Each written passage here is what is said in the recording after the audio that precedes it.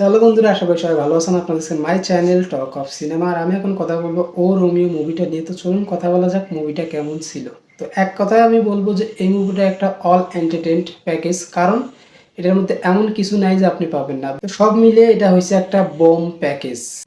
তাই বলে যে এটার মধ্যে খারাপ কোনো দিক নাই সেটা বললেও ভুল হবে। যেমন এটার ভালো দিক আছে তেমন সেটার খারাপ দিকও আছে।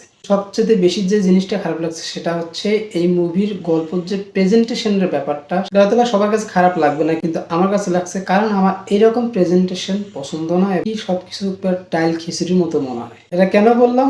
এই মুভিটার ক্ষেত্রে হয়েছে এইরকম। এই দেখবেন যে একটা অ্যাকশন সিন দিছে, আপনি এটা উপভোগ করতেছেন, হঠাৎ করে অন্য একটা সিন দিয়ে বসে আছে, বা আপনি ওটার মধ্যে ফোকাস করতে করতে আবার দেখা যায় যে অন্য একটা সিনের সামনে প্রেজেন্ট করে।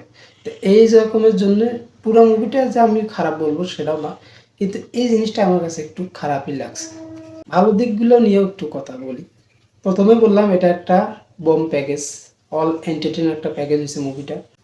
তারপরে যেগুলো বিষয় নিয়ে কথা না বললে না, যেমন তৃপ্তি ডিমডি আর এনিমেলে আমি যখন তাকে ফার্স্ট দেখছিলাম তখন আমার কাছে তাকে কিছুই মনে হয় না, এক কথায় কিছুই মনে হয় না। কিন্তু আস্তে আস্তে তার যে অ্যাক্টিং লেভেল বা তার যে কাজের একটা মনোযোগীয়তা সেটা কিন্তু আস্তে আস্তে প্রকাশ পাইতেছে। আর আমাদের লিড হিরোর কথা কি বলবো, সে তো পুরো মাতিয়ে দিছে। এবং অনেকদিন পর দেখলাম নানা পাটনিকার বলবো। যাই হোক, এটা বললে স্পয়লার হয়ে যাবে, আপনি মুভিতে দেখে নেন।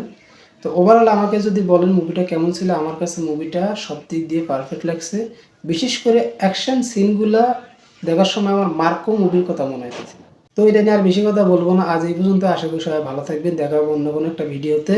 দেন বাই।